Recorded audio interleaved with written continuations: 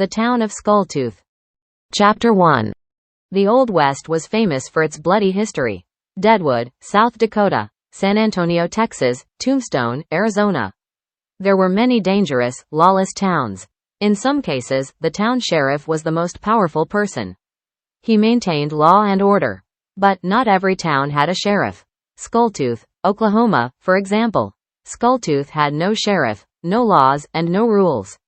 It was not civilized at all. Everyone did what they wanted. Gambling, fighting, drinking, and other vices took place all day and all night, 7 days a week. Most days, somebody was murdered before breakfast, or during breakfast, yet the town continued to grow every year. And every year, a new criminal would arrive and try to take control. They would try to become the boss of Skulltooth, the boss of everyone who lived there. To control the crime, you had to be tougher than the other criminals. To make money, you had to want it more than the others. That is why the bosses never lived long. They were always killed and replaced. Until one late autumn day, Tex came to town. The people who lived there, the citizens of Skulltooth, knew he was bad news. They could tell when he rode his horse into town. His horse was pale, whiter than a sheet. His face was tough like leather, his skin tanned from the sun. Under his nose was a giant black mustache. The mustache dropped down past his lips. His eyebrows were as bushy as his mustache. "Where do you think that man came from?" a store owner asked his friend. His friend owned the bar across the street. The bar was named the Windy Plains Saloon. "He is not from around here," said the bar owner. "He looks like a foreigner." "Well, Marty, what country do you think he's from?" Marty raised his hands. He didn't know. The store owner looked at Tex. Tex was tying his white horse to a post. The sun was setting and the wind had turned cold. Tex took out a small container. He took some tobacco from it and rolled a cigarette. He bent his head to light the cigarette. His large brown cowboy hat covered his eyes. When he looked back up, Tex was looking at Marty, the bar owner. "Who is watching your bar, if you are sitting over there?" he asked. His accent was very thick. He sounded like he was from the Middle East. He would never tell anyone in town, but his family had emigrated from the Ottoman Empire. In fact, his nickname, Erkek, meant man in Turkish. "I try to stay outside," Marty said. "In my bar, customers take what they want, and they pay what they want. Otherwise, there is trouble." "What do you mean, trouble?" "I mean, they have shot the last 3 owners of the Windy Plains Saloon." "Go back to your bar," Tex said. "I am going inside, and I don't like to pour my own drinks." The bar owner looked at Tex. Tex was not a large man, but he wasn't too small. He had some muscles, but his body was lean. There were guns on both of his hips. "Stranger," Marty said, "I will go over there, but don't start shooting people." "I don't want any trouble." "I don't want any trouble either," Tex said. "That is why there will not be any."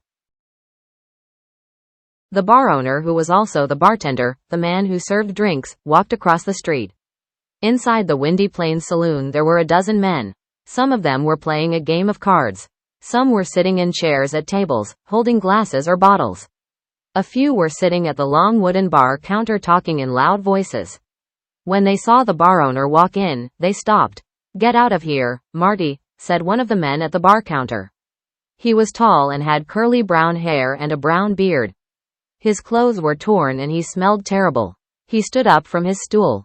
"We're putting our money on the counter. We're taking what we want to drink, so we don't need you."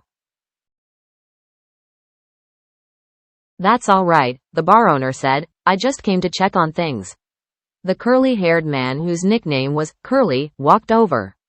He put his hand on Marty's chest. "I said, we don't need you. There is nothing for you to check on. You can leave now." Curly's friend laughed. "Yeah, leave us alone, you old man." Marty frowned and turned to go back out. But then, Tex walked through the doors. Tex looked at the man with curly hair. "Bartender," said Tex in a very deep voice, "I have ridden many miles today. I'm very thirsty. Stop standing around and go get me a drink." Curly spit on the floor. "I am not the bartender." "Then where is the bartender?" "I am tired of waiting." Curly pointed at Marty. "This is the bartender, but we don't want him in here." "That is fine," Tex said. "If he is leaving, then you can get my drink." Now. Curly pulled out his gun and pointed it at Urkic Tex. Nobody talks to me like. The sound of a gun firing echoed in the bar. Curly fell to the ground dead. Who is going to be the bartender? Tex asked, with the gun in his hand smoking. Everyone pointed at Marty. Chapter 2. This town is not big enough for both of us, said Daring Diablo, Noel Cruz.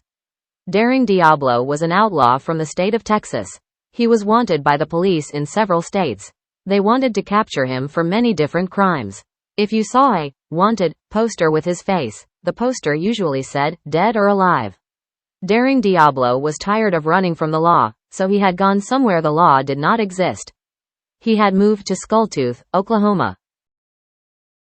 In Skulltooth, he was able to make a nice living. He managed some card games, and he bought and sold gold. Sometimes, he helped smuggle weapons up from Mexico. It was a good life. He was free from fear. He did not worry about police knocking on his door.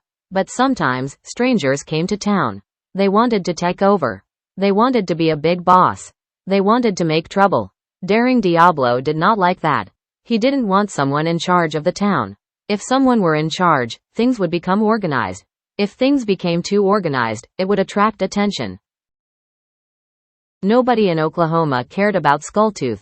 Everyone left the place alone. It was too small for the police to bother with, but if someone started making a lot of money, more people would move there.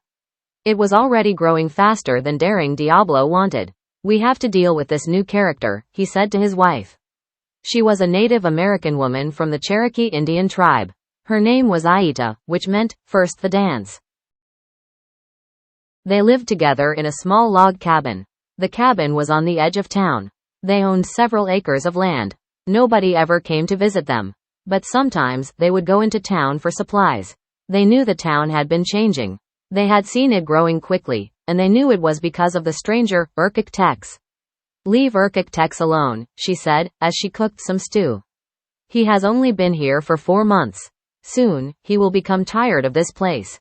He will leave. I don't think so, Daring Diablo said, cleaning his rifle. Most of the criminals in town liked to carry guns. Most carried handguns. Handguns or pistols were smaller and easier to walk around with, but Daring Diablo did not care. A long rifle was more powerful. He was fast with his rifle. He was as fast with his rifle as most were with their handguns. But, he never used his weapon unless he had to. He didn't want to kill anybody. When you kill a person, there is always trouble, he thought. Some relative of the dead person will come. They will try to shoot you. Or the police come looking for you. Tex is a little bit like me, he said. He likes it here, out in the open fields. No one around, and nobody bothers you here. But, he is like the others too. He wants to make a name for himself. He wants to rule this town. Aita used a large spoon to scoop some of the stew into a bowl. It was very hot. She put the stew on the table. Eat your dinner, she said. I'm not hungry. Put down your rifle, she said. It is clean enough. You never use it. Come eat. Daring Diablo dropped his cleaning cloth and put the rifle down. He got up from his chair and went to the table. Listen to me, woman. I know what I'm talking about. That Ottoman Turk has big plans for this place. He's got people working for him. New businesses have opened up. Soon, the town will be twice as big. Then the police will start corning to Skulltooth. Someone will notice there isn't a sheriff. She put down a bowl of hot stew for herself, then she brought over some bread. Maybe you could be the sheriff. He laughed. Me? I am a wanted man. The police are after me. I am wanted for many crimes. Then you need to stay hidden. Don't make a problem with the stranger. Daring Diablo tore a piece of bread and dipped it in his stew. That stranger already made the problem, he said. And tonight, I am going to fix it. Daring Diablo took his rifle and a bag. He got on his horse and rode into town. Most of the citizens of Skulltooth were indoors. The night was cold, he could see his breath in the air. Where is Urkic Tex? He asked a person on the street. The person was wearing an expensive jacket and new boots. Who wants to know? The person asked, looking at Daring Diablo. Diablo knew most of the people in town. He did not recognize this stranger. More and more new people, he thought. This growth has to stop. If you do not know my name, Diablo said, then you must be new here. Maybe I am, maybe I'm not, said the man in the fancy jacket. But I asked you a question. Who are you? Daring Diablo was shocked. No one in Skulltooth had ever spoken to him like this. I'm Noel Cruz. Folks call me Daring Diablo. That is a stupid nickname. If you don't know where Tex is, you don't need to know. Good evening. The man kicked a rock and walked away. Diablo wanted to jump off his horse and hit the man, but he took a deep breath and looked around. The Windy Plains saloon was well lit. He heard voices corning from inside. Since he was in town, he might as well get a drink. Look who is here, someone shouted when Diablo walked into the bar. Come sit down with us. The man who had shouted waved to Diablo. He was sitting at a table full of men. Diablo sat down. Why did you come into town tonight? They asked him. Diablo ordered a drink from Marty and told them his plan. After he told them, Diablo said, now I only need to know two things. Where is Urkic Tex? And, who wants to help me kill him? Chapter 3. This town is not big enough for both of us. You have to leave, Daring Diablo said, or die. He was carrying his rifle. He raised it up in the air. Urkic Tex was sitting in a barber chair. He was having his hair cut and his mustache trimmed. The barber, an overweight man with red cheeks, stopped cutting. I did not say to stop working, Tex told the man. So, the barber went back to work, but kept one eye on Diablo. Hey, Daring Diablo yelled. Did you hear me? You are very persistent, Noel Cruz, Tex said, calling Diablo by his real name. That can get a man into trouble. I did not come to argue. I came to make you leave. Tex raised his hand for the barber to stop. He whispered something to the barber, and the man left. Then, Urkic Tex got out of the chair. He brushed his large black mustache with a small comb. He always carried a mustache comb. He liked to look good, especially for his enemies. Diablo was confused. Why was Tex so calm? Diablo pointed his rifle at Tex, who slowly began walking to the door. You are right, Tex said loudly. He walked outside. I say, you're right, Daring Diablo. Skulltooth is not big enough for me. So, it cannot be big enough for me and you. A small crowd had already begun to gather. The barber had been telling people to come outside. Tex spoke to the crowd of people. Diablo was not alone, though. He had two friends hiding. His friends were also carrying weapons. If Urkic Tex tried anything, the three of them would shoot Tex down. But, the Ottoman Turk wasn't stupid. He put on his cowboy hat and kept his hands up. He did not reach for his pistols. I want you out of here. Diablo shouted. We all want you to leave Skulltooth. We want things to go back to the way they were. Is that right? Tex asked. If that's true, then okay. You stay here, Noel Cruz. Stay here, so the police can't find you. Stay here and do nothing. I do not judge you and I do not blame you. I told you once, Tex, Diablo said. I didn't come to argue. He kept the barrel of his rifle pointed at Tex's chest. Don't make me have to shoot you. No, I won't. I can promise you that. I never give anybody a reason to shoot me, Tex said, looking around at the crowd. That is not my style. I try to be good to people. I try to bring in some new business, some new money, but I don't try to pick fights. I hate fighting. You shot Curly on your first day here. Everyone knows that. Yes, I did, Tex admitted, but I did not start that fight. I was protecting myself, and a man has a right to do that. Doesn't he? The people in the crowd nodded. One of them shouted, Tex is right. Diablo knew Tex was not telling the truth. He had not been defending himself against Curly. He had started the fight, then he shot Curly dead. But, that didn't matter now. I'm going to count to 10, Tex. You better get going. Okay, I already agreed with you, Tex said. You stay here. I will go pack my bags. Tex took one last look into the crowd. A few of his friends were there. I'm leaving, boys. Don't try to stop me. No, don't go, said one of the men. You've been a good boss. Yes, the best boss, said another one of the criminals. Skulltooth needs you. I know, but look, Mr. Darling Diablo here.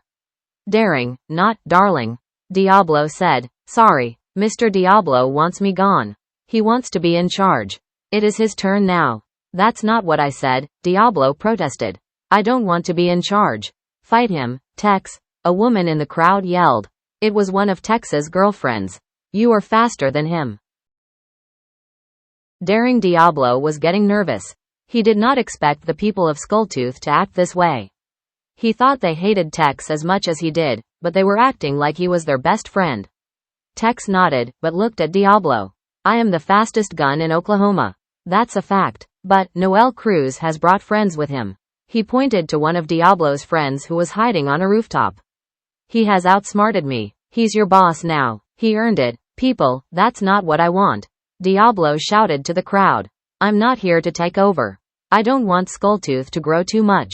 That will bring a sheriff here. That will bring law here. Marty the bartender had been watching. Now, he walked out to stand next to Urkic Tex. We already have law here. Texas law. The crowd began to shout and clap. Marty continued. Tex, what can we do to make you stay? Urkic Tex shrugged his shoulders. There is only one thing I can think of. If Noel Cruz, also known as the outlaw Daring Diablo, did not exist, I would not have this problem. Tex looked up at the rooftop. The man who had been up there was gone, and Tex knew the other gunman was gone too. Daring Diablo was alone. If I didn't exist, Diablo said. He was getting scared, but he still had his rifle. He kept it pointed at Tex. Then you have a problem, Tex. I do exist. A second later, several guns fired. Noel Cruz, the Daring Diablo, from Texas, fell dead in the middle of the street. Tex looked down at the dead man's body. No, you don't exist, he said. Not in my town. Thanks for watching and remember to subscribe.